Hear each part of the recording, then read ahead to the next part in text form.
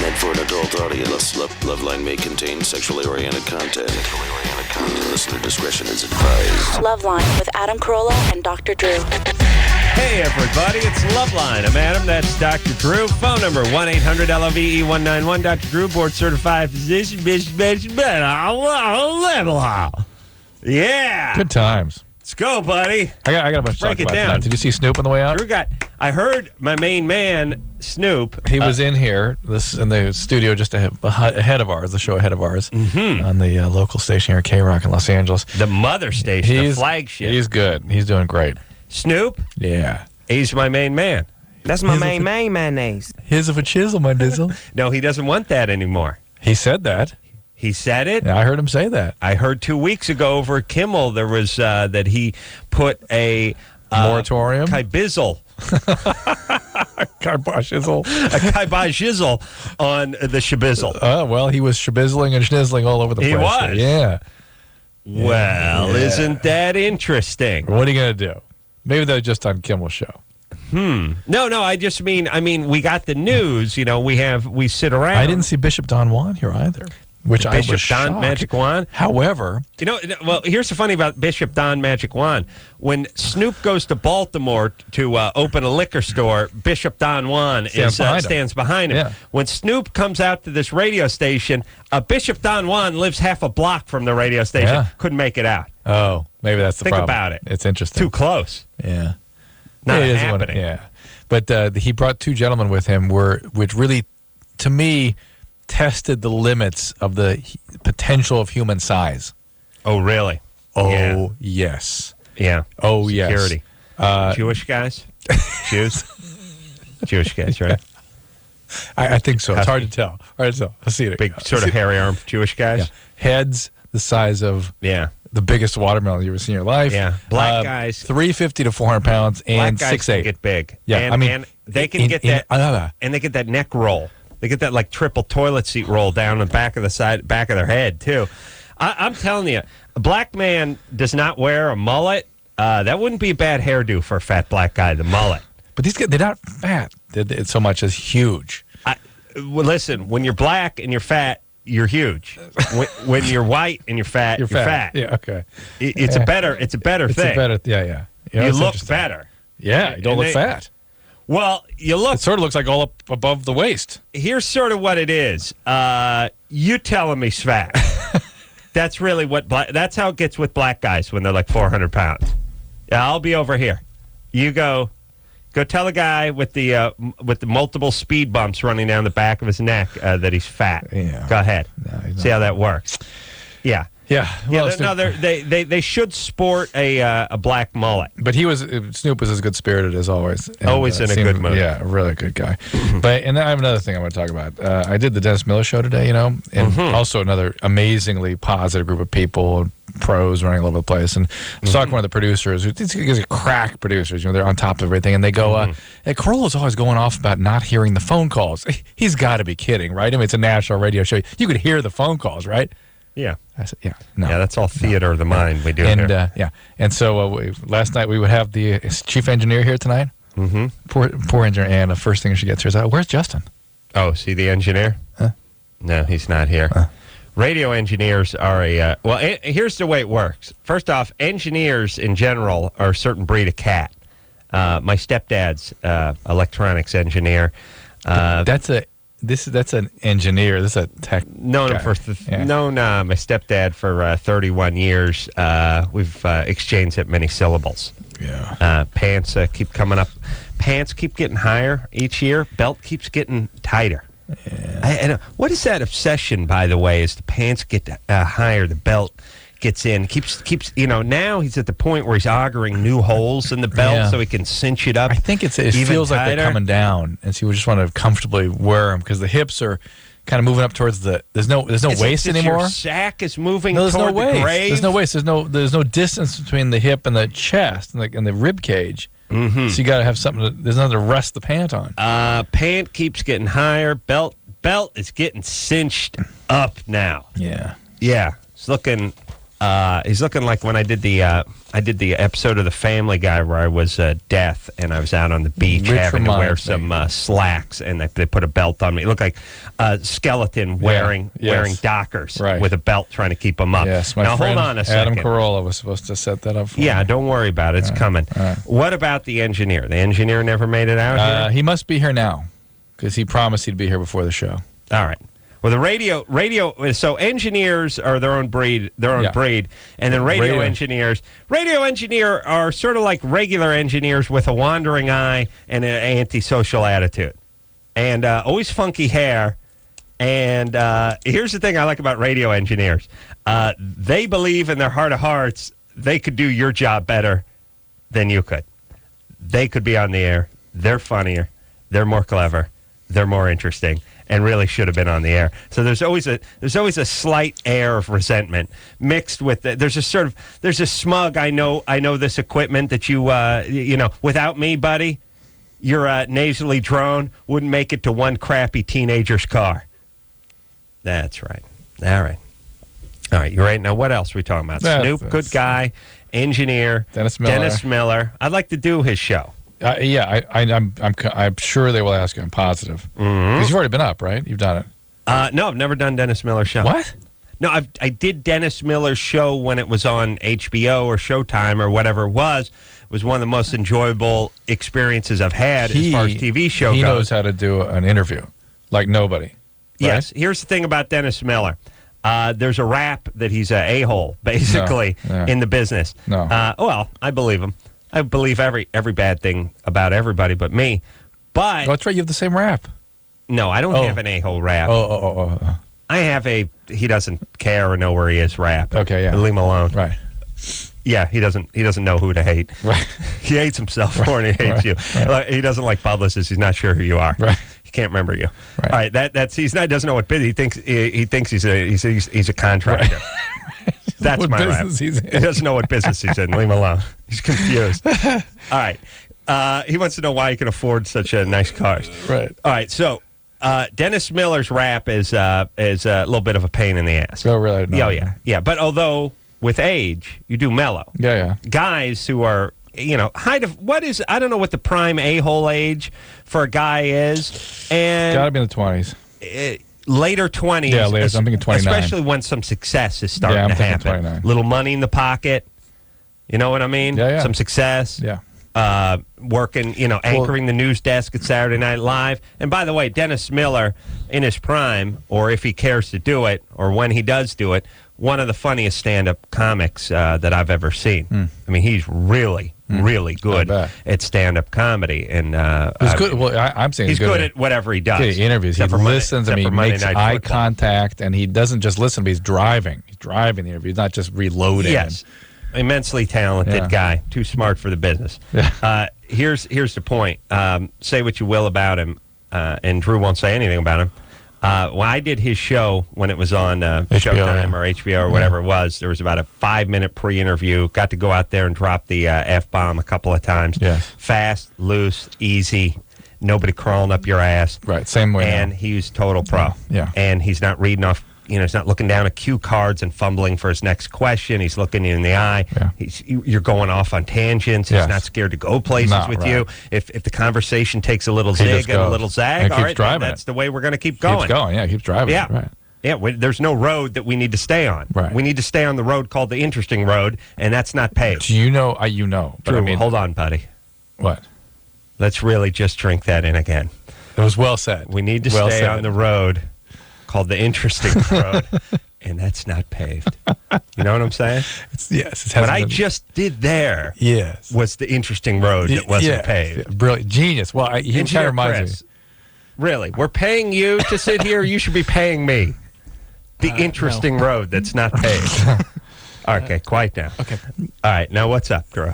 We good? I forgot. Yeah, we're good. Okay. He did remind me of you a little bit, though, because they had some technical problems. He's like, F it, just keep going. Let's go. Yeah, he wants to get paid. He wants to go home. He wants to just work there. He's a pro. Whatever real. Whatever's real. That's right. That's me. That's what I'm saying. Yeah. So I'm keeping it real. That's right. Because you go down that interesting road. I go down the interesting road, which is not the paved one. Speaking of the paved road, what? Let me just say, just real quick, and then then we're hopping right onto these phones that may or may not work.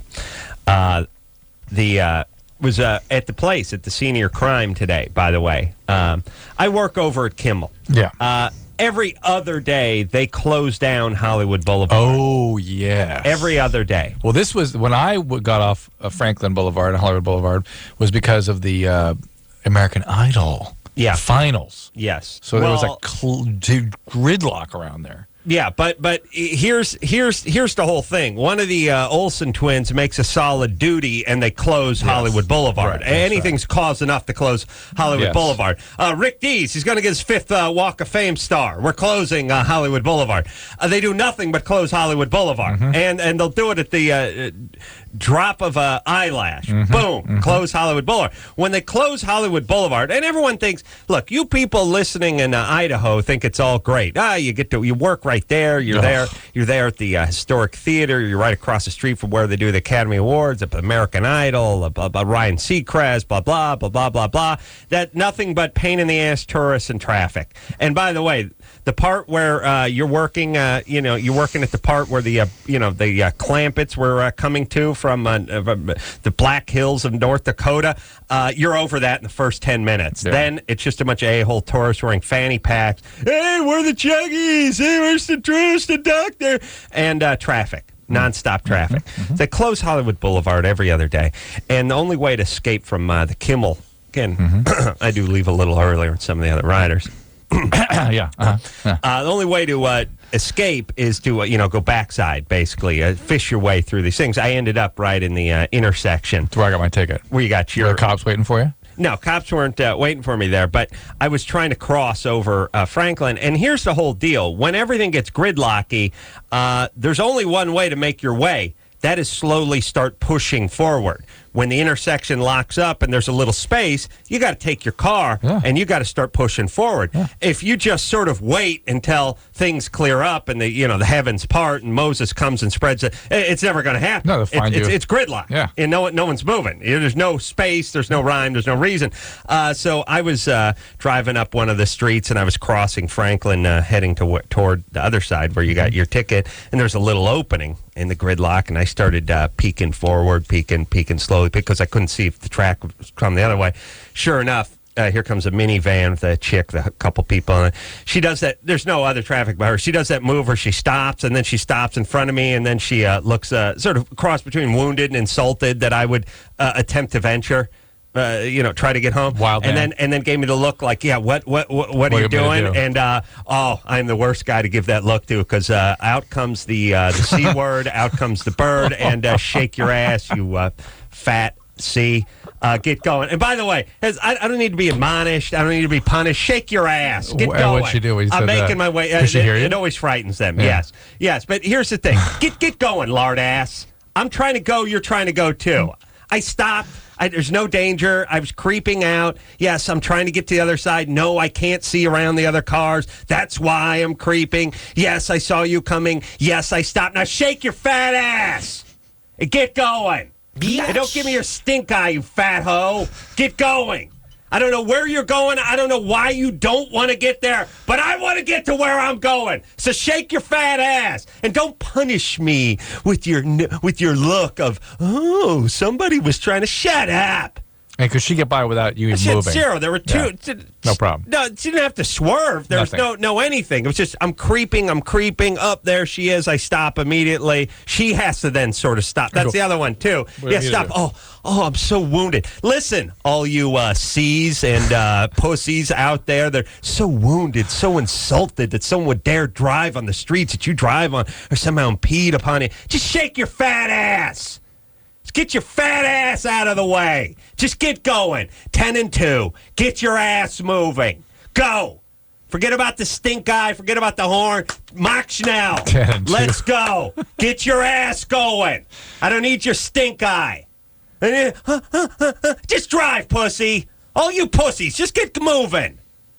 Jesus Christ. Her and her bunch of fat-ass family in their minivan with their...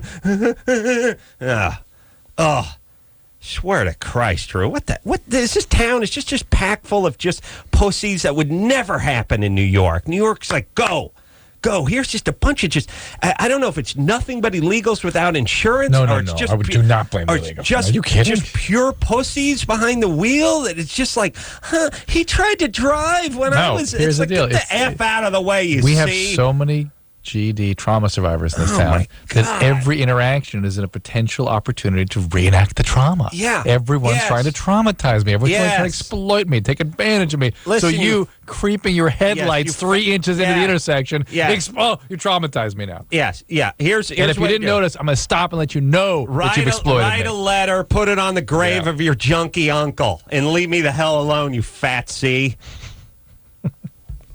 Remember the one that molested you 19 years ago? Write the letter. Put it on his grave and leave me alone. Let me drive my car. Right. Jesus Christ. That's all I'm saying. All I'm saying in this town of Los Angeles, let's shake our ass. Can there be a policy? Can there be a campaign? Let's just get it going. Let's pick it up. Let's pick up the pace. Let's pick it up.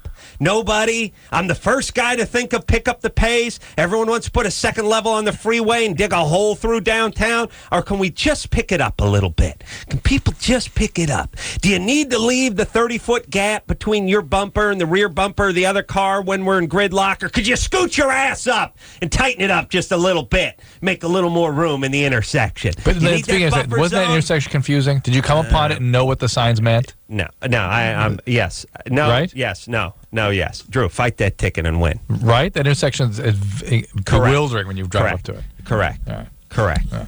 Don't say right when you're talking about driving. Yeah, correct. It's confusing. Correct. Kitty, 18. Hi. Lou. I actually had a question for Snoop Dogg. Oh, he ain't here. I actually had a question for Snoop Dogg. Hold on. Start tracking. Hold Where on. are we? There, 14. Thing one. No, the smoke alarm went off. smoke alarm chirped off probably about 11. Should be at 42 or so. Yeah. 46. Yeah, no, because they go off between 30 and 35. Yeah. So we should be about 43, 44. Here we go. Hold on. All right, Kitty, we're going to need you not to move and just stay where you are, okay? Okay, thank you. All right, hold on. Just stay where you are. Oh, the phones. See? The phones are out. The phone went blank. All right. Now I'm going insane. Now Drew's going Now I'm going insane. Did we hear a chirp? No, because the phone. Did anybody else hear the chirp? I know. Thank you. I know we didn't hear the chirp, Drew. Hello.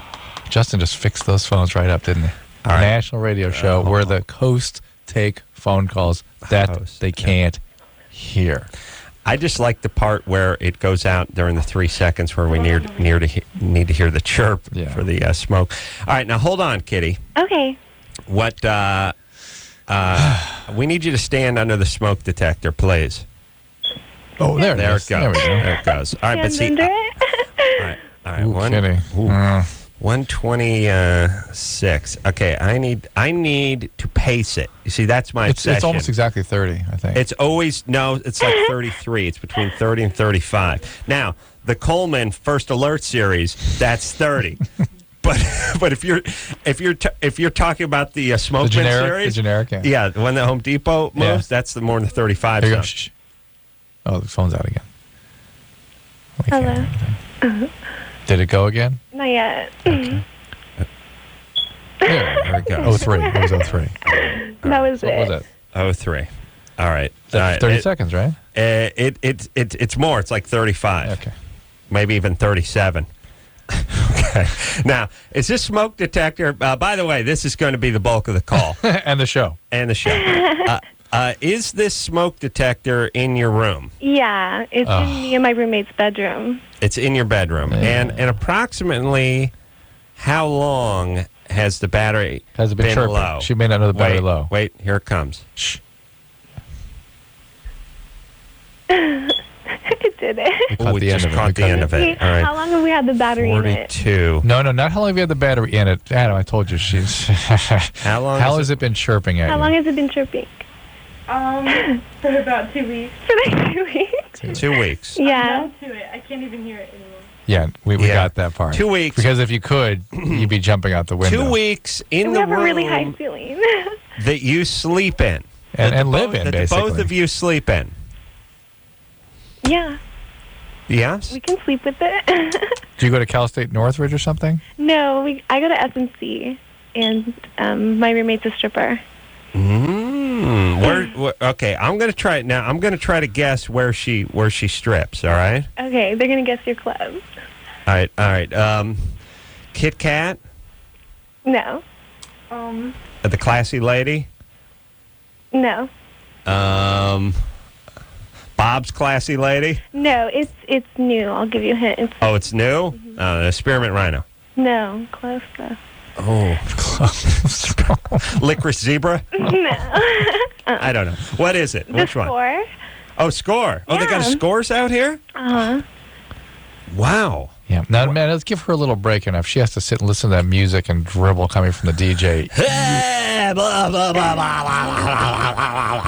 Fat fanny pack ponytail you guy. might lose all awareness, auditory awareness of your surroundings. Yeah. You know. That's All true. That's right. true. It's And- pretty loud in there. Where is the Scores? Is it in the Valley? The Score is in LA. Where is Downtown it? LA. Oh, it's downtown LA. By Staples. By Staples. What the hell? You didn't know about that? Gotta I guess? get out that Oh, way, I Drew. Dude. I'll give him a lap dance. So I'll give you a lap. It's the Score? The Score. Oh, it's not Scores like of New York. No, it's the Score. Oh, okay. All right. Still got to get out there. All right. So what's the problem besides you guys being so brain dead that you don't know that there's a chirp going off every 38.5 seconds? in the room I you actually had a sleep in? question for Snoop Dogg. Boy, Oh, that's right. she's got that That's right. abused Oh, man. voice. Were you guys, Kitty, were you ever sexually abused? Never. What was that? Yeah. Huh? We can't All hear right. the calls. We can't hear hear the the calls. All right, here's the situation, everybody. I know we cannot overstate this enough. We, meaning Drew, myself, and I think engineer Chris, although I don't believe many of the things that come out of that kid's No, I mouth. can't hear him either. I don't even know if your name is Chris. We are the only people who can't hear the incoming yeah. calls. Only the studio. You at home can hear. That's why we're constantly saying things like, how old were you? How old were you? Huh? How old? What? Tell us again. Yes, Repeat it. right, Repeat yes. it. Now, it's intermittent. It pops in and pops out. And it usually works like this. How old were you when your grandfather molested you? We hear three seconds of dead air, and then we hear, and that's why I'm the way I am. Right. Then we, like idiots, have to say, how old again? And then oftentimes, ironically, more It goes out again. More just static sound, more white noise. Yeah, it would seem like a problem. It would seem like the kind of thing that you would need to fix in the You think, first couple of for national radio show. Where people But again, this talk show's a little different than most. And well, at besides- least we don't have to climb over chicken bones and hills of dirt and construction like we used to at West. You got me. You have me yammering. But we could go back there and climb over all the debris. No, we will get this problem sorted out. It's only been 9 or 10 months, and That you've been complaining about it. they've been complaining about it. So let's let the engineers, let's give them a little time. That's what I'm saying, to work this out. Now the problem has gotten worse in the last couple of nights. Yeah, I think. particularly, yeah. And we'll I think we've become a try. little less tolerant of it too. Maybe, but it seems like we're not getting through any calls, Yeah. Jenna. And I know a lot of that is my tirades against the man. Jenna, Hello. you're 16. Yes, I am. How What's are up? you? Doing good, except for the technical difficulties. Now you notice line 4 does not have this problem. Oh, except right now. Except for Sorry about your problem. Okay, hold on a second. Drew, do you ever get tired of being wrong? And let me tell you something. When Drew's wrong, it isn't like It's novelty 5 wrong. minutes. Yeah. It's not. He doesn't prove him wrong 5 minutes later. It's, It's not words 5 are, seconds the later. words are coming still out of my mouth. It's not even full seconds. Yeah. Like if Drew said, I got to tell you, people complain about earthquakes in Southern California, but I don't see. Pow, Duck pow. and cover. Start running. Get under the desk. Yeah. The point is there's not going to be an earthquake later that night. That's while I'm speaking. It's while he's talking Yeah, about it. yeah. You need to actually put your head in your groin and get under the desk before he finishes Yeah. his sentence about I'm earthquakes. afraid You that's true. understand? Yes, I just, Okay. All right. Drew seems to think that the problem is limited to certain call certain- lines. Yeah, but But that's just him and his superstitious pigeons. What are they called, Drew? superstitious pigeon, Thank you. Skinnerian pigeons. That's what he is, because every line does it. You used to think it was line 5, then it sort of moved over to to 3. 1 and 2, and now everyone does it. All right, we'll do what we can do. Yeah. Don't worry about it. All right. Like I said, we never needed calls on this show. We got the ace man. I'll do the driving. You guys just sit back and relax. We'll take a quick break. We'll be right back. Thank you for calling LoveLine. Your call will be answered in the order it seems interesting. Call LoveLine. Call LoveLine. 1-800-LOVE-191.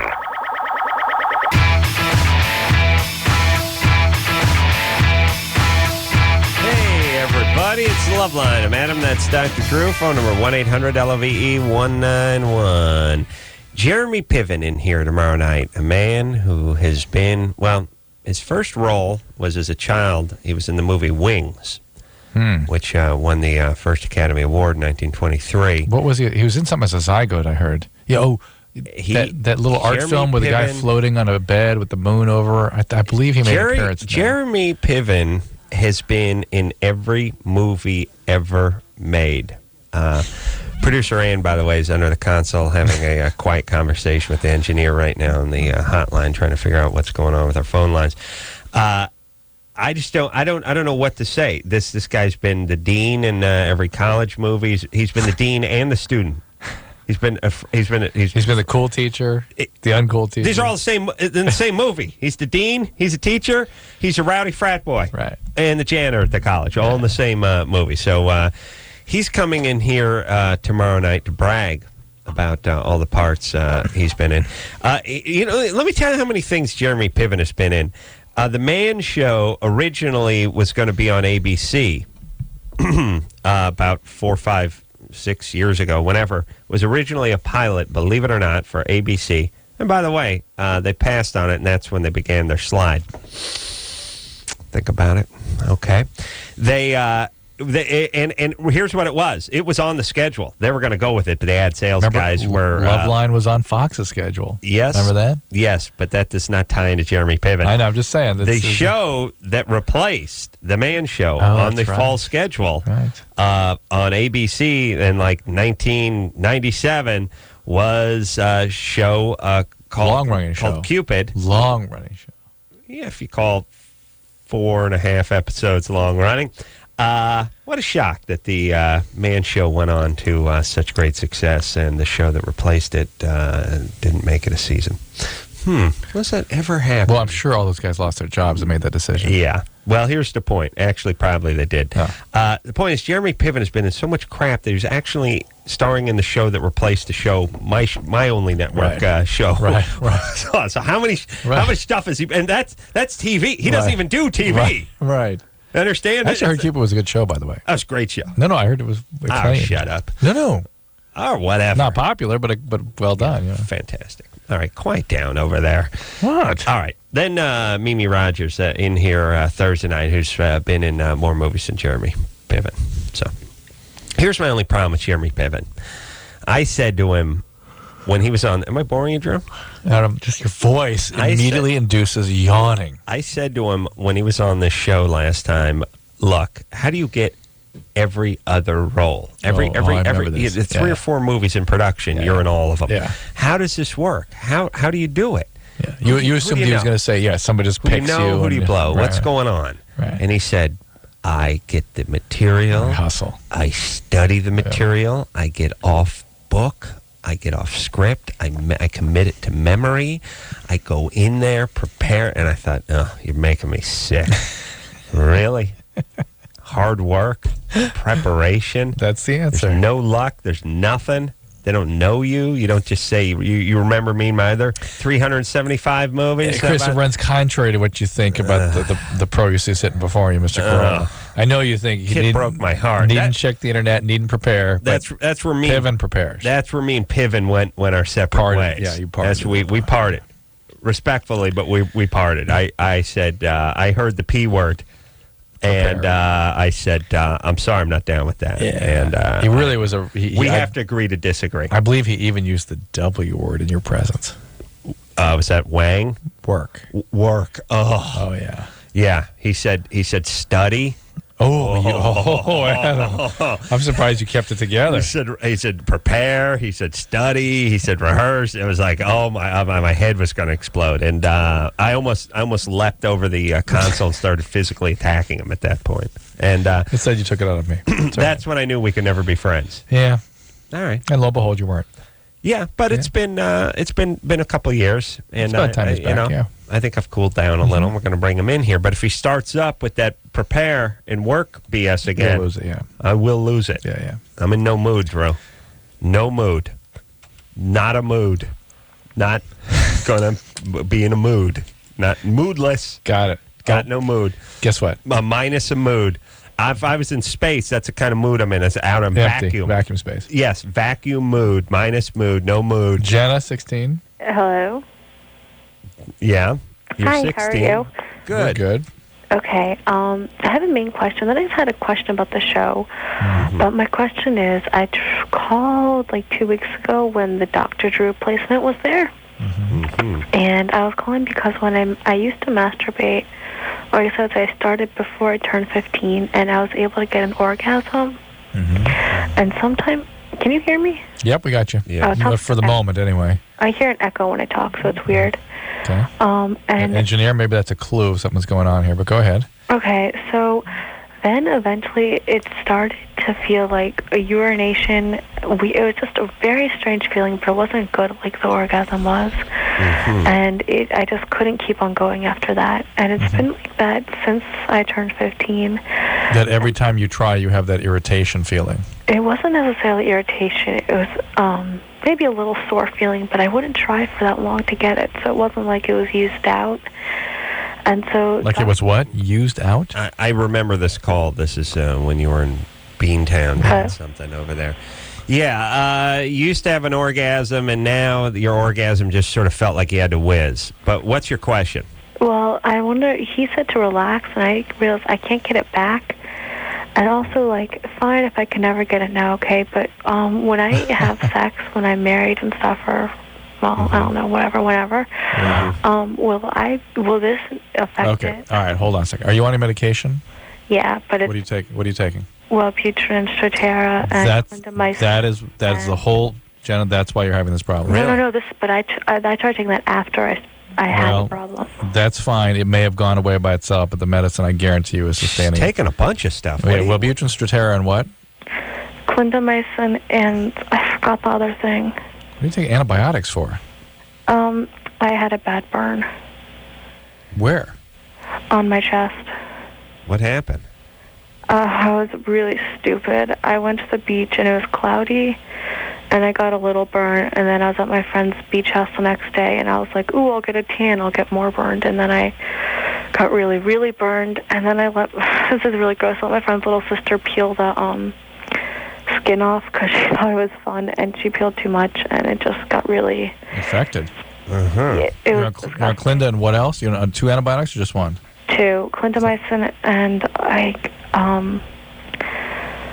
All right, but that's heavy duty antibiotics. All right. She's on a bunch of antibiotics, and she's It's on... Wellbutrin and the Strattera, the other things. There's this, Wish and that. What's the Strattera? It's a stimulant-like drug. It's for ADD, basically. And is that to counteract the Wellbutrin? No, they're both effects? stimulants. They're both ADD-type drugs. Well, I thought the Wellbutrin was one of those serotonin reuptake inhibitor no, things. it's an adrenergic agent. It's not. Noradrenergic agonist, different So thing. It's one that actually usually doesn't have sexual side effects, but the two together might be doing something here. Because you'll tell them to take the Wellbutrin along with or in place of serotonin drugs, stuff. Right. All right, so you take the Wellbutrin and what's the other one she's taking? Strattera.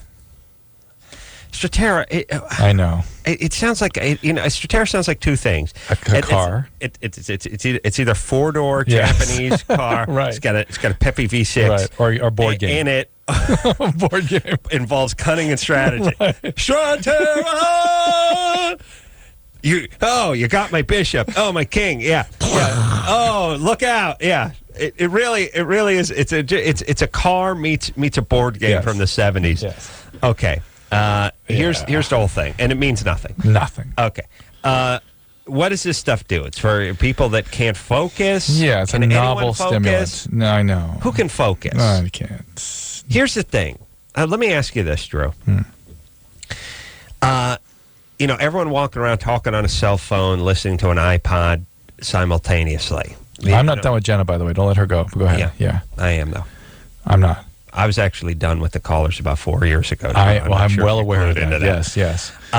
Constant stream of information stimulation Yeah, absolutely. coming in. Absolutely. It's all pouring in. Yeah. You walk down the street, signs are lit up, billboards moving, everything's happening. Sensory stimulation. You're listening to stuff. Overstimulation. Yeah. Is everyone going to get ADD? What is ADD? How can anyone focus? And are we killing ourselves? Well, do we need? I don't know. Do kids? Do teenagers or like 12-year-olds, adolescents? Do they need to stand on grass every once in a while and play catch and not talk? I suspect so, to help with sensory processing is what you're saying.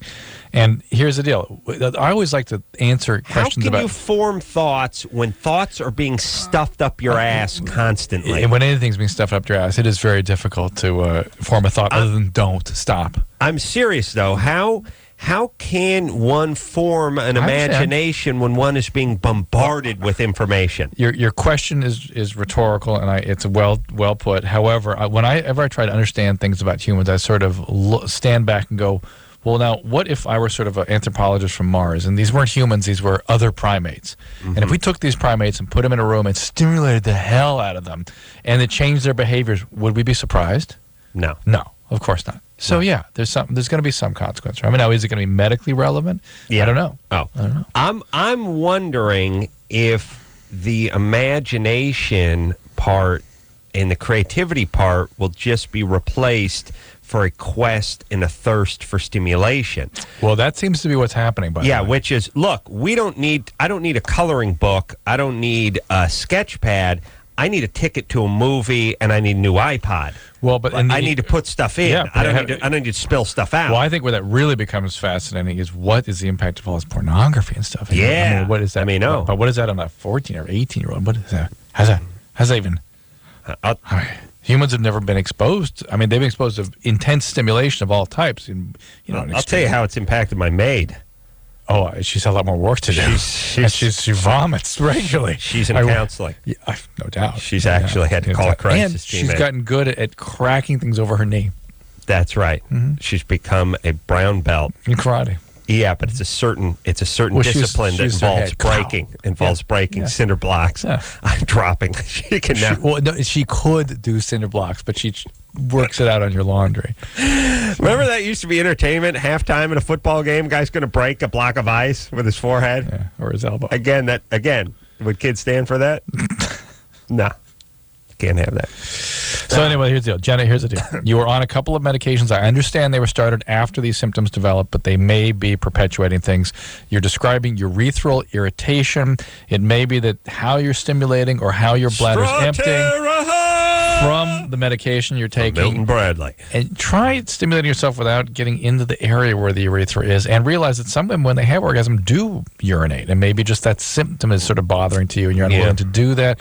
A lot of possibilities here. It's not as simple as just, hey, just relax. That's come on. All right. No. But it's complicated and confounded by these medications and the fact that something is going on in your urethra and bladder, and you may want to have that evaluated. All right. And also, don't get all up in your head. You're 16. Relax a little bit. Don't worry. Don't start projecting. When I get married, will I have the orgasm will return. Right. There's nothing you describe. When she said, I'm going to get an orgasm, I just imagine somebody like one of those video arcades with the big claw going out to get like a... Yeah, drops on... Drop down. Well, never drops on the thing you want. Drops on the plastic eye patch. Comes in the round thing. Never get the bear. Or the Rubik's Cube, you get the eye patch. With one of those, too. All right. Let's keep going, Drew. Yeah. We got to rock. Yeah. All right. Should we take a break? Yes. Let's do that. We'll be right back after this. LoveLine. 1-800-LOVE-191.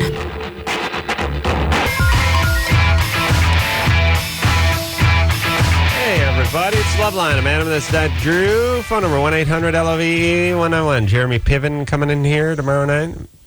Most familiar face in cinematic history. Yes, I would argue that. Yes, I would. It's funny. Watched got home last night. Watched a little of that Die Hard movie, the first one, the Bruce Willis movie. couple things you don't realize. First off, the movie's probably 17 years old. That's the only one I ever 18 saw, years but old. I heard. Couple things.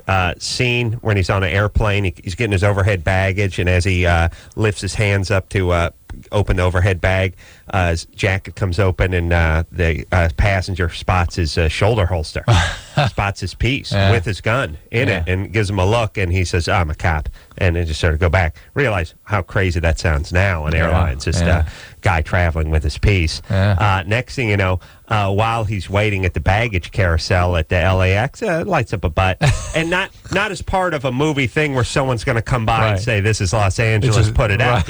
He's just smoking, waiting for his bag to come around. And it's like, I'm watching a movie like it took place 2,000 years ago.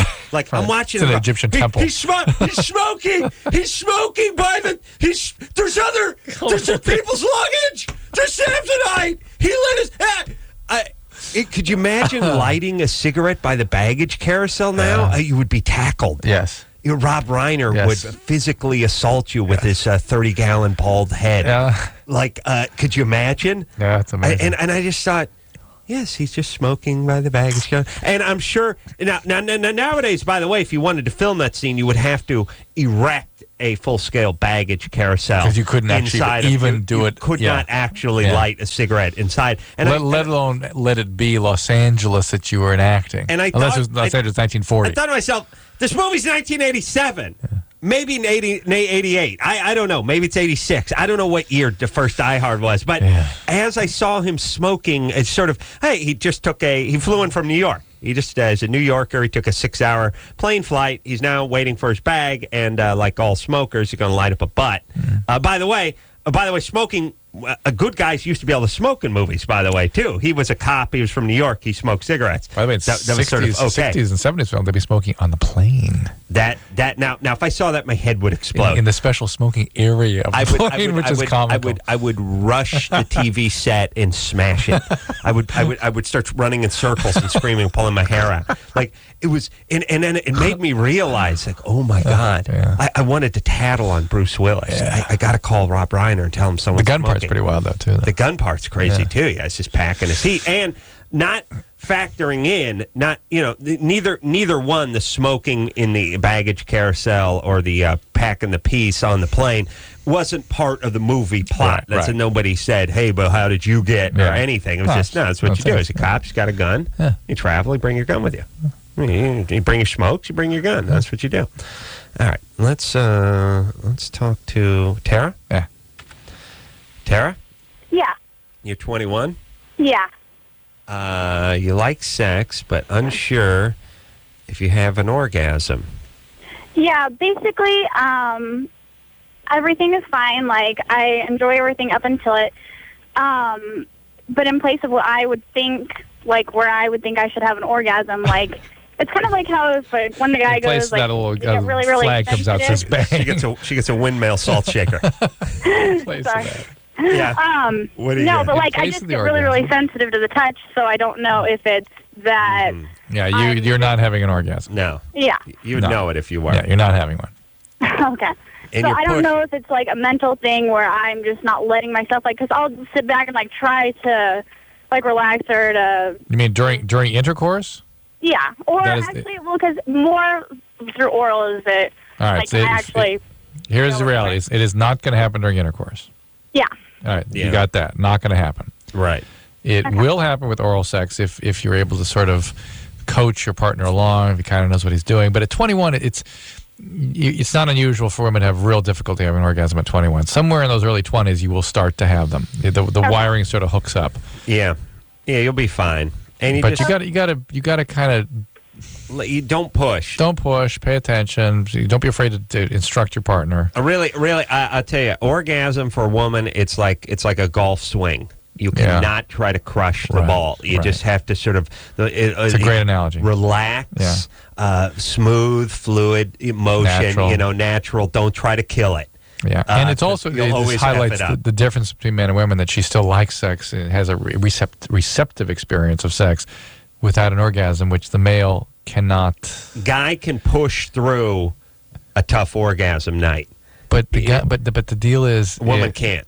But forget that. Can't push. How about just enjoying without an orgasm? Yeah. A guy like no. No.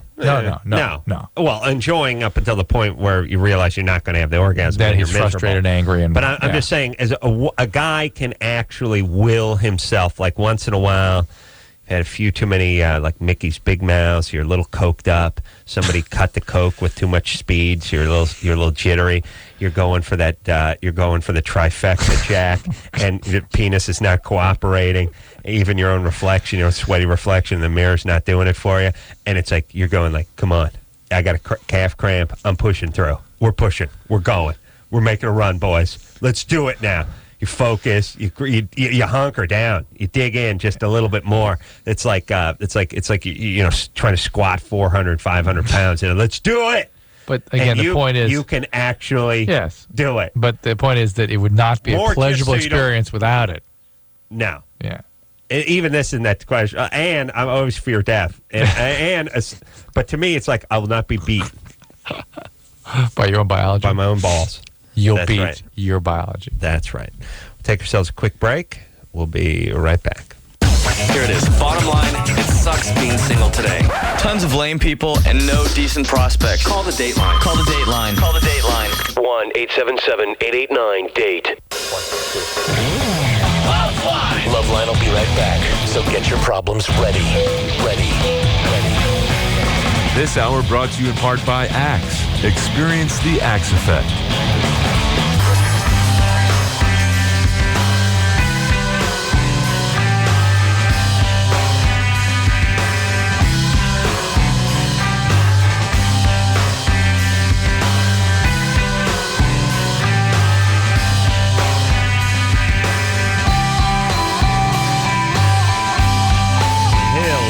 Everybody, it's Loveline. Phone number 1-800-LVE-191. That's Dr. Drew. I'm Adam Carolla. And we're going to get back to a call that we had a little bit earlier in the night. Kitty and her horny roommate were, I believe her roommate was a stripper. From The Score. From The Score. Yeah. Downtown L.A. Got to get by that place. And the phone was cutting out a lot. We weren't getting the full story, and I became so consumed with her smoke alarm, which it was going off every 30 seconds in the room. Her and her roommate sleep in, and it's been going off for 2 weeks. By the way, I became obsessed with that we never really got to her question. But we did get the smoke alarm timed out. 39 seconds. 37, I believe it was. I think it's 39, but we can settle it. Kitty. Hi guys. Okay, can you guys hear me okay? Yeah, actually now we hear you a little better than last time. Your volume's up. Okay. Yeah. Well, my question, I actually wanted to ask Snoop, but maybe you guys can help me. Yeah, Snoop Dogg was in a little bit earlier, and Kitty was calling to talk to him. Kitty, please stand in the room where the smoke detector was going off. Yeah, I'm in here. Yeah, what's that? You're in there now. Okay, go ahead. Okay, did you hear it? Yeah. Okay, my question so it should go off again at 30. Is that I notice whenever I smoke pot, my sex drive increases a lot, and I know it's kind of becoming a problem because I'm not really able to get off unless I'm high. Mm-hmm. Interesting. Is it with the same guy or with your boyfriend now? No wonder she wanted to talk to Snoop Dogg, by the way. Oh, because it was a bed-related question. And I'm a Snoopy groupie. Mm-hmm, yeah. I'm not sure what Snoopy does with people named Kitty. I'm not sure if he kills them or humps them. Cats and dogs. Drew, you're right. It's 37. It's not 32. That's what I'm talking about. Not 39. I just paced the smoke detector. See? And by the way, let me explain one problem with women in general. Out of reach, out of mind, can't be fixed. If you took a chick and you just took a live grenade, and put on a stick that was just out of range and put it over their bed, it'd be there for 6 years. That's they don't understand the concept. By the way, chimp understands the concept of sliding a block over and getting a banana that's hanging from the ceiling. Yes. Women, they'll stare at a light bulb that's on a fixture that they can't reach. It'll be out for 28 years. They'll just stare at it. It's what can we possibly do? There's no device that could actually elevate me. I guess I'll need some taller shoes. It's interesting they would go to the shoe, though, It's isn't it? interesting that a woman understands the concept of a 6-inch heel, but doesn't understand the concept of step ladder. Yeah. What is that? I don't know. All right, Kitty. So when you get high, you have your orgasm. That's what you get used to. Yeah. And that feels good. And if you're not high, you're not going to have an orgasm. I'm not as sensitive. All right. Well, people do have certain senses heightened when they're high. Although later, after a few years, it starts to dull out a little bit. Right. Switch the speed and fix all that. Why? And here's the other thing too. If your mantra is "I can't have an orgasm without weed," you're going to have a hard time having an orgasm without weed. Oh no, I keep Also, an if you're a open trauma mind. I keep an open mind. If you're a trauma survivor, as we've sort of decided you are, sex can have a lot of difficult feelings associated with it, and the pot can sort of medicate that away. Oh, really? How about yeah? Are you were you sexually abused? Did you say that before? No. No. Physically abused? No. Does your dad work with metal? No. What does he do? Well, he writes books. He's an author. On working with metal? No, nothing with working with metal. Your dad is an author. True and I are going to have to either kill ourselves or convene in the corner. He writes political books. And did he abandon the family early? No. He's still with your mother? No, I don't live with her. I live with my roommate. By the way, that is her smoke detector, which goes off every 37 seconds in the room that she sleeps in. We both jump when it goes off. Let me explain. A turtle would go insane if it was in that room. Do you understand that? I'm trying to think of a life form. A jellyfish would kill itself. Would eat one of its own tentacles. Yes, a salentrate would lose its mind. That's right. There are things that have less than one cell that would kill a planaria. Would kill itself. Do you understand with that thing chirping? Yeah. Well, listen. Still, what is up with Kitty? That's not all fitting for me at all. All right. Why are you out of the house so young? You're only 18 years old. Because I make a lot of money. What do you do? I'm a model. What kind of modeling? High fashion. High fashion? Mm-hmm. Northridge? Hold on. No, let me explain that. She's doing porn, and she's really high when she's doing it. That's high fashion. Yeah. She's getting reamed, and she's high. That's it. Yeah, what do you mean high fashion? Well, I'm aspiring. I do, projects, just print work for catalogs and some magazine work. I've been in a couple ads, but I'm trying to work my way up to go to Europe to model. You want to go to Europe. And I've screened this many times. All they ever boast about in Europe is how beautiful the women are over there. Do they have to take our hotties? You know what I mean? She's calling from the San Fernando Valley. She's a hot chick from the San Fernando Valley. That's my hometown. Do you know what I'm saying? Sure, yeah. I could use her. But no, I got to pack her up and ship her off to France because they don't got hot chicks. And where are their hot chicks? I don't see them in Northridge. That's for goddamn sure. Why do we got to take all our hot 15-year-olds and ship them off to Europe? They don't have hot chicks in Europe? They got plenty of hot chicks in Europe. Why can't they send some back? Europeans there should be an exchange, right? Okay, that's a point. That's for every good-looking hot teen, we send your ass from Kentucky or Iowa or Northridge. You send us a hot chick from Sweden or France or Germany. How about it? 1 for 1, like they do with terrorists. You know what I mean? Yeah. Or hostages or prisoners. Perfect. We exchange. Why should you take all our hotties? And again, you're Europe. Everything's better there, right? Don't you have more hotties than we have? What do you need our hotties? I never understand that. Like, whenever you talk to any of the models, half of them, they grew up in like Alabama or Georgia or something. What happened? Well, at 14, I went to Milan to begin my modeling. What do they need your 14-year-old ass over there for? Right. Well, I was skinny. Yeah. I had nice eyes and nice hair. Yeah, they don't have a billion of them? Really? They don't have a chick over 5'8" that they can use? How does that work, by the way? Well, what really? I know it sounds like this is just the rantings of a madman, but do they need our 15-year-olds from Kentucky to fly over there to Europe to get raped by their coked up, balding Wranglers? Wranglers. Yeah. Yes, they're artisans. Do they need that? Do they have to go to Paris? I've been to Paris twice. There's hot chicks all over the place. Just use your own. How many 14-year-olds do you need, by the way? What are you doing? How much print work? What's going on? Is there that much work?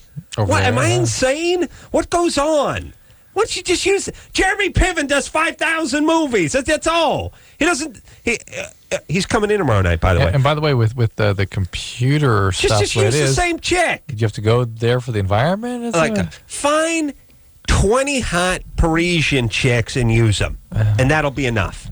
Why do we need a new one? And why do we have to deplete our vital resources of hotties? And here's the thing, too. They go over there, they start smoking, they get coked up, they get hooked up with an Arab guy, and that's the last we see of them. Gone for good. Who gets left behind? The trolls. And we have to have ugly sex with them and then produce ugly offspring, therefore further depleting. Do you understand this is a national crisis? We're so worried about the wetlands disappearing. We're not focusing on the hot 14-year-olds that are going abroad and never coming back. This is the new campaign to replace the rainforest. Roman Polanski's raping them. They're married. They never come back. They're gone. Yeah. And meanwhile, we got the thick, cankled chicks over here. We're reproducing. We're having ugly offspring. Slowly, the population of young hotties is shrinking and shrinking until eventually there's nothing left for us. Fantastic. And then what happens? We got to move over to Europe and start taking our hotties back. That could be okay, too. That's why I want to implement a tagging process where we tag and track our young hotties. Okay. All right, good. Okay. Got a plan. All right. You really got to go to Europe. No hot chicks in Europe. 5. No, nothing hot. No hot chicks. Oh. Kitty? Yeah. How much money do you make a month modeling? How much money? Actually, I think that you saw me. I was at Starbucks yesterday in Hollywood, and I saw you walk by. It's like, were you there? I think it was you, Adam. Yeah. Let's see. In a Starbucks? He walked into a Starbucks? No. I was sitting outside right by the Ryan Seacrest show. Oh, you probably were there. Mm-hmm. Yeah, we did go to Starbucks yesterday. Did you see a blonde afternoon. girl in a off-the-shoulder, like loose kind of sheer white shirt and blonde? That was me. And I saw you, and I tried to say hi, but I didn't want to bother you. You were talking to some guys. Yeah, I was more yammering, right? Yeah. Complaining. Unshaven and looking like I was complaining about something. Yeah, you should have stopped me. Really? Or before, before he killed again. I'll tell you what, let's do it tomorrow. Tomorrow? Yeah, go down there again. Really? Yeah. What time? She's going to sit there all day? No, because here's what happens. Every day after the writers' meeting, so she should go there at 1 o'clock. Go there at 1 o'clock. All right, 1 o'clock. He'll see you there. Really? Okay. Yeah. He won't remember that he made this date, but he'll be there. We'll go there. We'll go across the street. We'll do it. Yeah. All right. And this time, stop me. I'm Swedish, too. I'm like my heritage. I'm Swedish. All right. Well, you stay here. You stay here stateside. We don't export hotties anymore. By the way, this is worse than giving nuclear technology to the Koreans.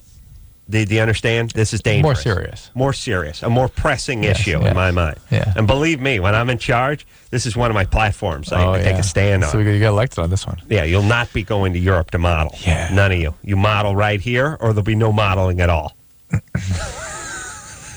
That's my policy, by the way. You model stateside, or you don't model at all. Now, you interview Kitty, but you find out what the hell's the matter with her. Something's wrong. Tomorrow? Yeah. I got to remember to go to that Starbucks. Underdeveloped in some way. Well, let's hope it's not in any visible way. All right. And no, I don't know how hot she can be. I didn't see her. Yeah. When you're complaining, are you kidding? Although, when I walk, I look at my feet. Not walking. When you're complaining. When I'm complaining, I have a single focus, which is what's the sidewalk in front of me. No, which is everyone listen to me. Right. But I can't be noticing hot chicks. No. Aaliyah? Yes. You're 17? Yes, I am. What's up? Okay. Me and my friends have all, gone through this question. If a guy is having sex and he penetrates, it's his first time, but he doesn't finish, does it count as him losing his virginity even though he doesn't finish? Yes, because if the orgasm was a necessary requirement of losing one's virginity, half the female population would not lose their virginity until they were 30. 70. But No. I just lost all my faith in my husband. What? You married? Yes, I'm married, and that's how the question first came to me. Is because he was with a girl, but he always told me, "Well, I didn't finish, so it didn't count. You're my first." Yeah, and you believe that BS. Well, hold on a second. Yeah, I did. Hold on. And I Aaliyah, didn't orgasm, so it didn't count. Yeah. Adam, hold on a second. you're gonna try to Drew. convince her of something else? No, but I will say that there are shades of gray here, and now just listen. Are you high? Now, first off, the woman orgasming part is completely out of the window. You cannot use the same criteria to measure the man versus the female virgin. Okay, so let's set that aside for a second. Yes. Secondly, no, if a guy has intercourse with no orgasm, he is no virgin. But I would say that the fact that he had his first orgasm with you sets you apart. I'll give you that. Makes you a little more special. Yeah. And if it's possible to be 7/8 not a virgin or 3/4 not a virgin, this is it. Well, let me put it in a different context. The whole thing about virginity has gotten so blurred anyway.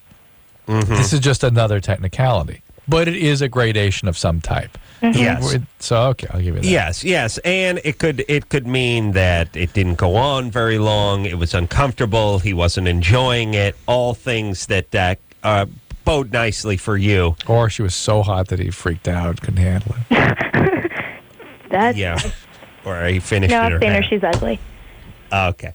All right. She was really bag over the head ugly. Drew's taking a walk here. Drew likes to finish in the hair. That's his thing. He's passionate. Aaliyah. Yes. Yeah, you're 17 and you're married already. I've been married since I was 16 for a year now. Oh, okay. So it's Why? been many Why? years. All right. Well, that's Why? That's Why better. 16? My dad was very abusive. Okay, you're taking And refuge. so I kind of ran off and got married. With All right. Well, all right. You know that's what you did. All right. How's your husband? He's great. He's in the military. He's in Korea right now. He's coming home on Monday. Adam has a. Adam brought up Korea. 33 but seconds Adam ago. has something he needs to sort of bring up with the military and your husband. Interestingly, particularly as it pertains to Korea, they need to really adjust their priorities. Yeah.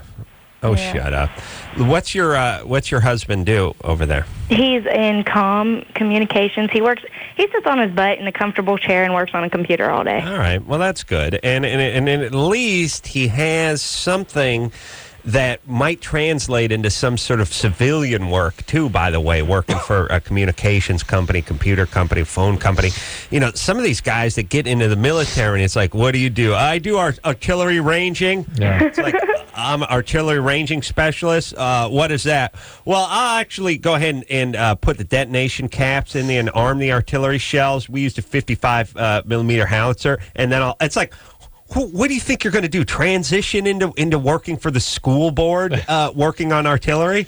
Hey, listen, Nimrod, when you're in the military, you're supposed to be in there for 4 years. You're supposed to learn something. Then you're supposed to get out. You're supposed to use the GI Bill, buy a house, and translate it into something. Don't be putting primers into 55 millimeter howitzers. You know what I'm saying? Yep. You're right. Thank you. All right. Why, you know what I'm saying? Why do that part?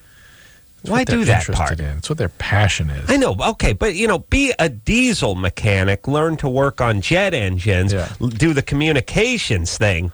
Don't be the artillery ranging guy. Yeah. This is unless you get a job at the circus and the human cannonball or something. Maybe here's where we put the net. I don't know. By the way, that guy does not get enough credit. The human cannonball guy? Does not get enough the credit. guy that sets up the...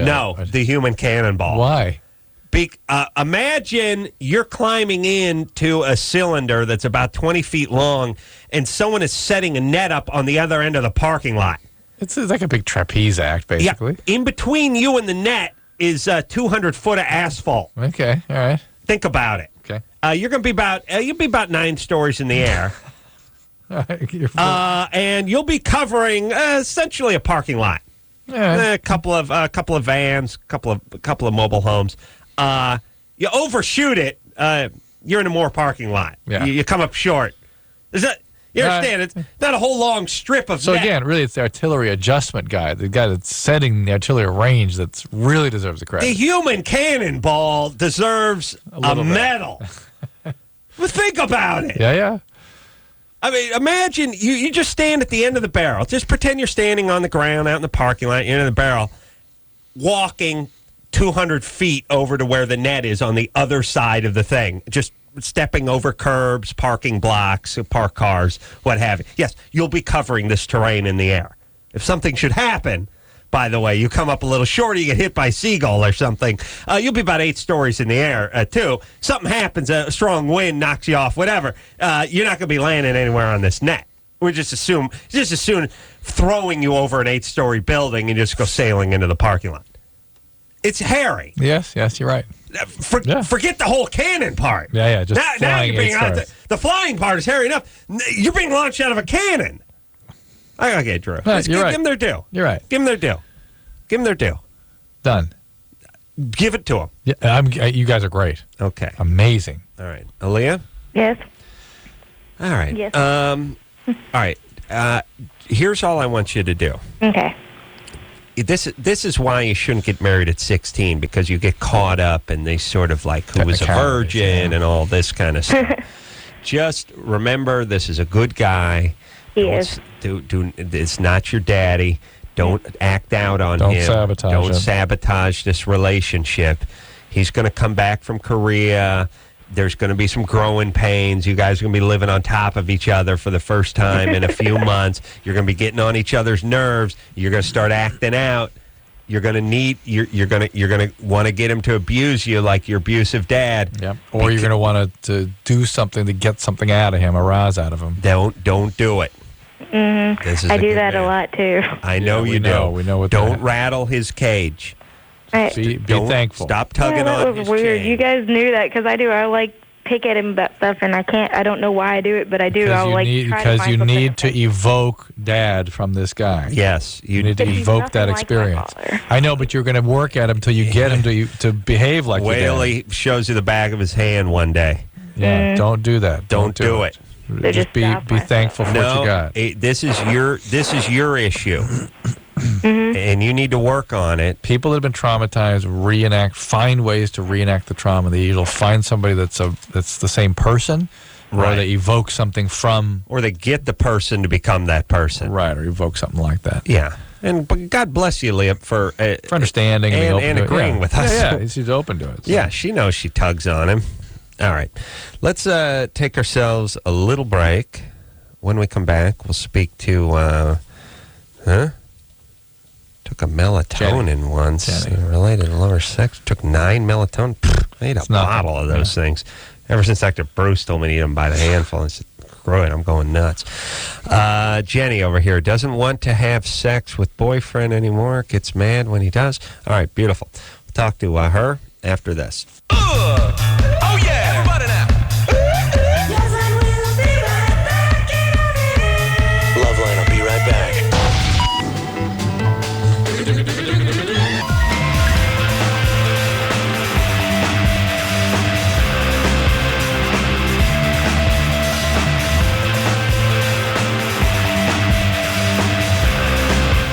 Hey, everybody.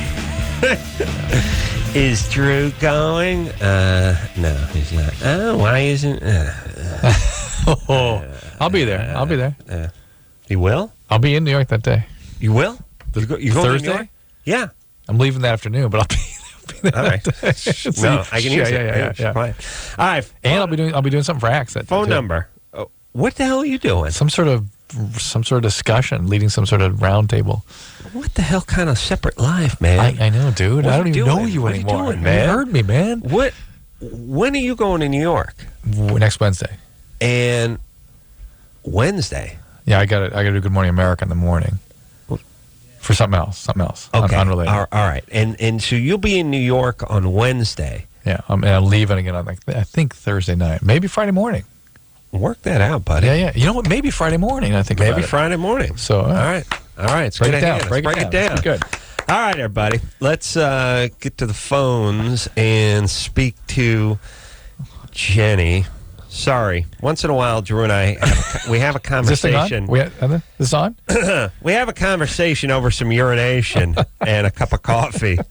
We go to the bathroom every break because every commercial is a bathroom break for us. Everyone. And if they were spaced out 3 minutes apart, I would go in there and pee and float a number 2. And over the course of the show, how many bowel movements did you have, Em? 26? If it was a 4-hour show, it'd be 50, 58. Yeah, 52 bowel movements. Yeah. I go in there and urinate. Actually urinate. Produce urine every single commercial break. Yeah. And Drew does too. Yeah. And whether we like it or not, that's what we do. By the way, I wonder why I get up 8 times in the middle of the night to take a leak. Because according to my bladder, I should be urinating. We do the worst combination of things. We pee every 11 minutes and we drink 6 pots of coffee. Copious and then amounts go to bed. of coffee. I do. You add on a bottle of wine, then you go to bed. Yeah. Yeah, and I have an IV in me when I go to sleep of Kamchatka.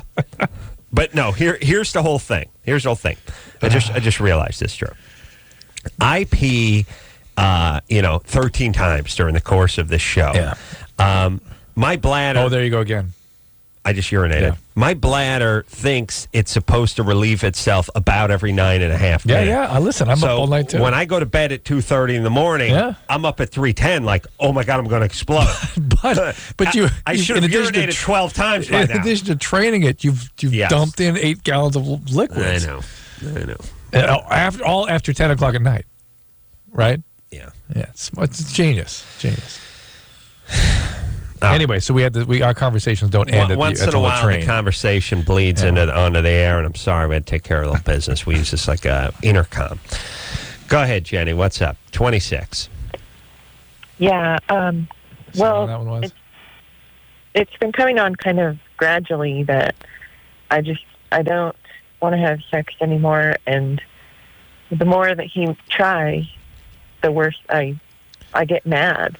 Yeah, that's a common sort of a complaint that women get, is that when they start sort of shutting down for whatever reason, men turn on the aggression or turn on the sort of what feels like exploitation and begging and demanding sex, and that shuts you down completely, right? Right. Like for a while, I would give in, even though I didn't really want. So I sort of see this as 2 separate things. It's what caused you to shut down in the first place. And then how do we get your husband to be more empathic? Is it boyfriend or husband? Boyfriend. Okay. And we have a baby together. He's almost 2. Boyfriend with a baby. How long have you guys been together? Probably about 4 years. We were having problems before I got pregnant. What kind? We'd actually separated. What kind of problems? And I got pregnant. Well, he'd gone away to work, and he'd end up he cheated on me, so I kicked him out. All right, so now is the reason you're shutting down sexually initially that the relationship just isn't satisfying to you anymore, or there's something going on in the relationship that's troubling you? You're asking me that? I'm asking you that. I don't know. It's like I can't. So it's not like You might not know if that's the reason you're being shut down sexually, but you do know if the relationship is having difficulties. Yes, the relationship's definitely having difficulties. But before he started demanding sex from you, though? Yeah. Okay. Yes. She said yes. Okay. Here's. What I was trying to get a clarification of was whether or not there's something interpersonal, psychological, or my next line of questioning was going to be, do you have any medical problems? Do you have any medication? Something else has shut you down, and then now he's coming on with a bunch of aggression. Here's what's going on. She's PO'd. She's angry. You feel it. Yeah. She's screwed up a little bit, and she's PO'd. Whenever you hear that 26-year-old chick that sounds like she's 43 and has looked death in the eye a few times, that's a bad thing. Yeah. So she's mad at men a little bit. She picked a guy, probably like their old dad. He's just some idiot who stepped out on her. Yeah. She never really resolved that with him. Right. She's angry at him. probably would have broken up with the guy, but did what dumb people do, which is they spit out a kid, and then they end up staying together for the kid. Now the kid's got a resentful dad, an angry mom. Mom shuts down sexually to sort of pay the guy back, and because she's angry with him. Guy ends up cheating more, by the way, because he's not getting any at home, and therefore you have what you call your negative syndrome. The good times. Yeah. And kid hopefully is a girl, so she can grow up and repopulate the stripper, the vastly fading stripper population. The one here. that's being sent abroad. Sent to Europe, yeah. He's a boy. Oh, that's bad. And boys end up just being criminals and gang members. How come you think I sound like I'm 40? Yeah, well, you've seen a lot. Where's your dad? Him and my mom, they actually separated just probably like 5 or 6 years ago. It was after I graduated from high school. That's good. And do you get along with your dad? Yes, I love my dad. Oh, you do? Yeah. Good. Is your mom crazy? A little bit. I love her too, but my dad's like a burnout biker. He is like living in a freaking camp trailer at his parents' house alongside the garage. Sounds like my quite a catch. Who wouldn't love that dad? Well, Dad of the Year, 5 years running. Really. I see his face on the top. Well, there's more to, there's more to a person than that. Yeah, there is. Hold on a second. You know what's really weird is when I said she sounds like a 40-year-old who's seen look at death in the eye. I was when I saw death in the eye, I didn't say it in my mind's eye. I was seeing a motorcycle crash. Wow. A body on the highway, motorcycle thing. Interesting. I don't know why. It was a very... Let's see if that's actually what you witnessed. Be interesting, wouldn't it? I don't think she saw anything. Jenny? Yeah. You ever seen your dad get in a motorcycle accident or... no. Somebody else? I don't know of any. When I was little, I had a little like Yamaha 40, and I wrecked it a couple times. Doesn't pretty count. bad. Although no. If we were doing a show where I was a psychic, it would count. I would be dead nuts on. He means a real serious accident sometimes. No, I'm not. I'm just saying I got biker. Yeah, I got weird. Yeah. I got biker dad for some reason when I was talking to you, and then when you start telling me your dad was a great guy. And you loved him very much, and your parents just recently broke up. I was like, what? And then it got back to him living in the dog run of his buddy's apartment, his parents' house, and being a burnt out biker. And then snap back into focus. Was he a heroin addict? Not that I know of. I'm wondering. It seems to me like methamphetamine seems to be like really big out here. All of a sudden. Yeah, heroin and meth. So, okay, so listen. I know you're a huge fan of your dad. Your dad's a piss poor dad. Yeah. And probably not a great person. Well, and I'm not a horrible human being, but not a great dad. Not what you want for a good dad. That will leave a nice imprint behind. What brand of construction or truck driving does your current boyfriend do? Oh my gosh. He's a welder. Oh. Yeah. See, white trash biker dad equals welder equals metal. Metal, dude. Metal. There's something about bikers and I'll tell you what the connection is when we're urinating. All right, you're okay. Just Jenny. Okay, see. All right. The phone's cutting out too much. Don't screw the kid up, please. Please. Like I said, if it's a girl, they just get into pornography. No one's the wiser. We're better. We're better. Just relax. How can we advise her? She should stay with the guy. Go to school. Find Jesus Christ. No more kids. No more kids. Build a community so you get support. Start communicating with the guy. Eliminate your resentments. Say, look. Maybe some Al-Anon for you. If we're going to stay together, and we should on behalf of our child. let's try to have a good Let's work it out. relationship here. Let's work it out. I'll try to drop some of the resentment I had toward you. You try to, stop pushing on me, and This let's was getting work close it to out. home to you. I've heard you say stuff like that to your wife. But Oh my God, that is so weird. I got the sounds like 40, saw death in the eye, white trash, biker, meth, the whole thing. It was all rolling around in my head. And then she said, "Love my dad very much." They parents broke up after I graduated high school. She's calling from Washington State, and I thought all of a sudden I was like, "Well, wow. I'm all wrong. Yeah. I'm all wrong." And then boyfriend welding, dad biker, There you go. meth, the whole thing. Good It's times. all a back. little Al-Anon, Jenny. It might do some good. Al-Anon be great. So, but proving once again I'm right 1,000% of the time. Thank you, Josh. Hey, what's up? You're First 16. of all, I just wanted to say that I'm a big fan of the show, and I listen to you guys religiously every night. And Thank you, Josh. I'm a big fan. Thank you. I think what you guys do for everybody is great. Thank you, Josh. It's our pleasure. What's your question? My question is, my sex drive has been lowered for the last couple of days, and I was wondering if maybe melatonin can lower your sex drive, because I took like 9 melatonin pills on Sunday night. Well, it's interesting. Almost any pharmacologic agent can affect your sex drive. It's actually a rather delicate system. Well, Why did you take 9, by the way? Well, I was just really tired and depressed, so I think it's more likely to be the depression than... Oh, okay. Well, I've taken that many before, and it has never lowered my sex drive. So. Anything else? Ecstasy or speed? No. Yeah. I'm not into any Good. other All right. No, Well, it's just fine. part of the depression. And by the way, men have sort of biological rhythms. They kind of up and down. And Yeah. Then they work out more. Sometimes it goes up. And it's 16. It wouldn't hurt to ratchet down the boner just a little bit. Yeah. You have a girlfriend, Josh? No. What do you need a sex drive for then? Well, I mean, I usually jack off every day, but Right. I haven't since like Saturday night. He's off his rhythm, man. You can appreciate Wow. that. Yeah. Wow. All right, buddy. Do I need to send the team out there, or are you going to be okay? Because I can kickstart you. How? I'll give you a jump. I'm like the AAA. Oh, I see. I'll come out there and jump you. Oh, it's just like a big... It's like you're broken down on the side of the freeway. Battery. I come out there with my alligator cables, and I'll get you going again.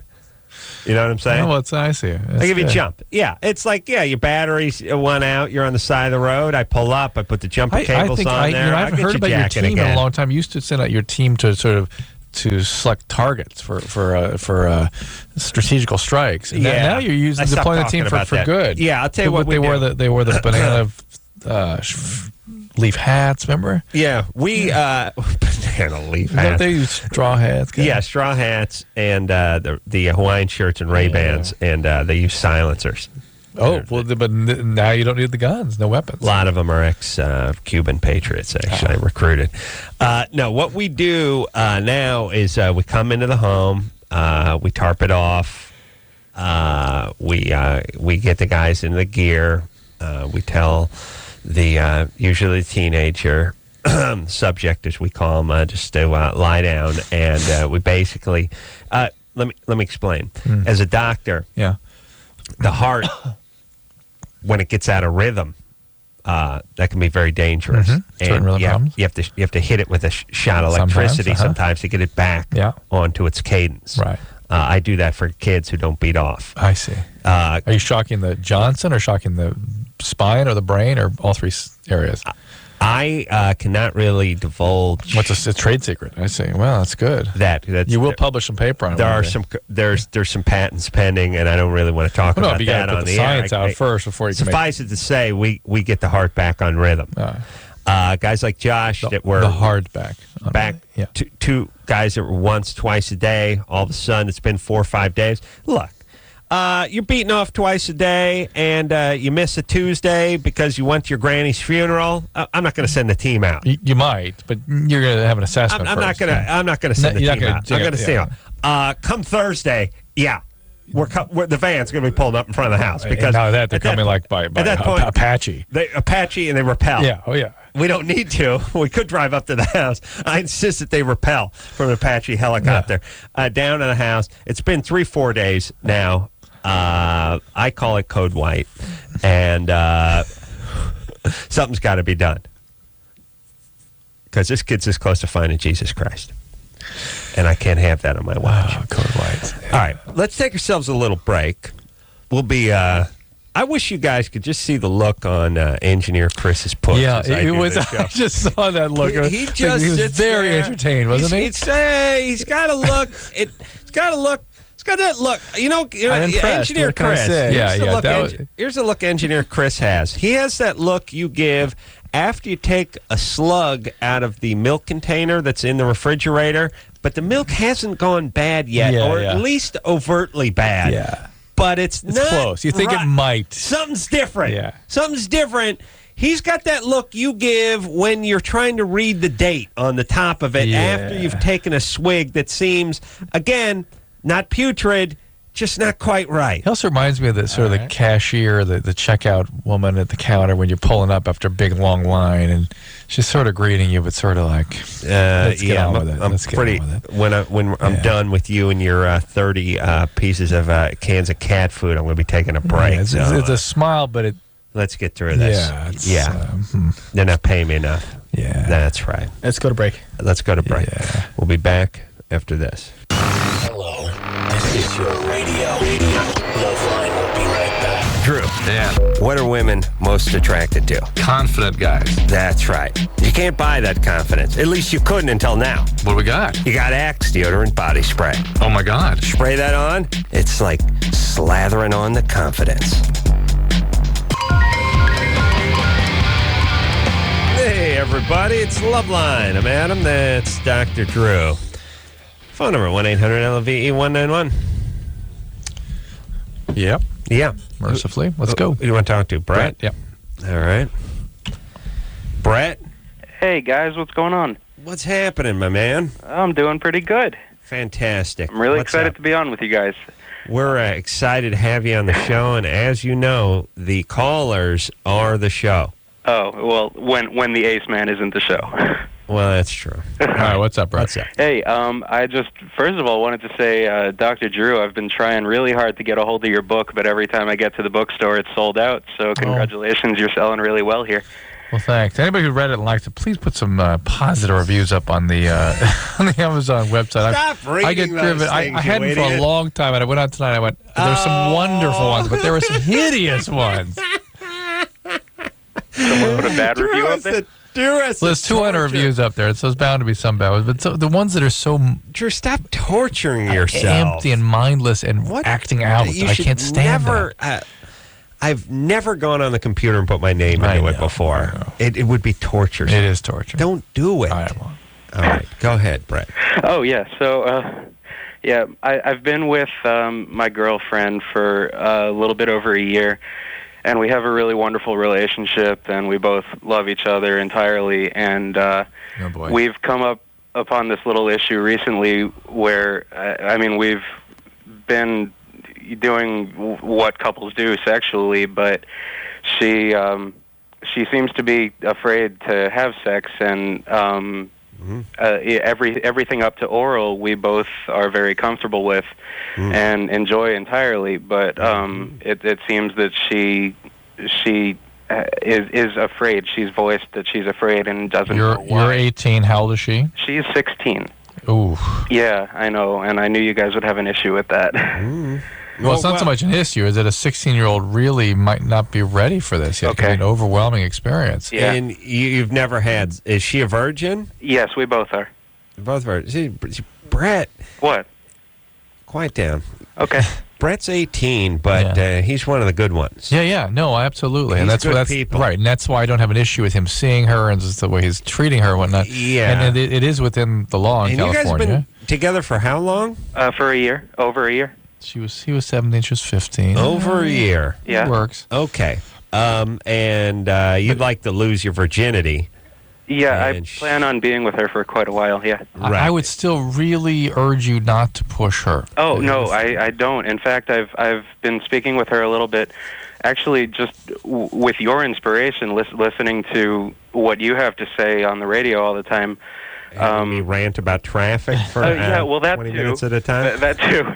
But with what Dr. Drew often discusses about sexual abuse histories and has she got some history? Well, we started talking about that just maybe a month ago, and I have my own history, which isn't so filled with sexual abuse as it is with a little bit of physical and psychological.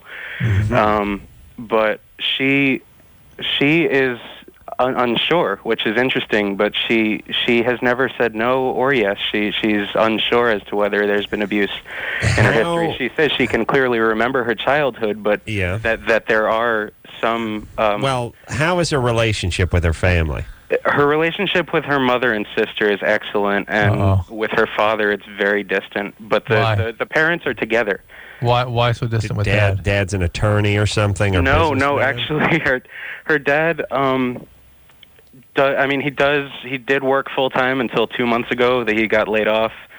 But no, it's nothing like an attorney or anything like that. It's clerical work. But why distant from him? Why? Why distant? Just because what she has voiced to me is that she saw something happen between her parents. That's interesting. About 4 years ago, and all right, all right. So they can freak out a little bit. Here's the point: she's a little freaked out. Brett's a good guy. Yeah. The fact that she's with him says something good. Yeah, she's not really behaving like a trauma survivor. Yes. She's got some issues, some phobic sort of preoccupation. She's still young, can't process all this. She'll get through this. She'll get through. Give her some time. You trying to sort of rush her sexual encounter with you, the intercourse part, is like you trying to get a shrub to grow by standing next to it and like yelling at it. It's just put a little water on it, hit it with a little manure. Give it some time. Hope God the clouds part and God smiles on it, a little sunshine, and don't worry, it'll happen. Right. You standing yelling at it's just not going to really do anything. No. And that's fine. And Brett's a good guy, and you may screw it up. So, fine. But here's where the 16-18 thing does get in the way. At 18, you're sort of in a different place, and it's going to be hard to wait the 2 or 3 years it takes her to come around. Right. And they're having oral sex, so I'm going to give it 6 months. At least. If you don't get it in 6 months, you can call us back, and I'll send the van over. All right. Or the Cherokee. Let's quickly take 5 there real quick. Christina, 19. Hi. Hey. You've never been to the gyno. Never. You're having sex. Yes. Then you have to go. Yeah. My question was, how confidential is it in regards to my parents? You are an adult. You are an adult. The doctor cannot share any information with anybody other than under your explicit direction. Yeah. Mm-hmm. They have the HIPAA laws and they have the narco. And it wouldn't laws. They can't narc you out. So it wouldn't accidentally come out I don't know. I don't want my parents. Christina, there's no accident. It's against the law. What do you think it is? You're going to publish it in JAMA? Well, no. I just have this whole picture of going into the office and they're like, oh yeah, since your daughter is sexually active and her. Well, then why don't you, if you have discomfort, the boundary problems in the relationship with this particular doctor, go to another doctor. Right. It's fine. That's right. Planned Parenthood. Go to Planned Parenthood. If you're at a school, the school has tons of health services for you. College, that is. We'll take a quick break. We'll be right back. All right, guys. Bottom line, here's the deal. Looking to hook up? Sick of wasting time with the wrong person? One call's all you need to make. Call the Dateline. The Dateline. 877-889-DATE. LoveLine with Adam Carolla and Dr. Drew. 1-800-LOVE-191. We'll be right back. This hour brought to you in part by Axe. Experience the Axe effect.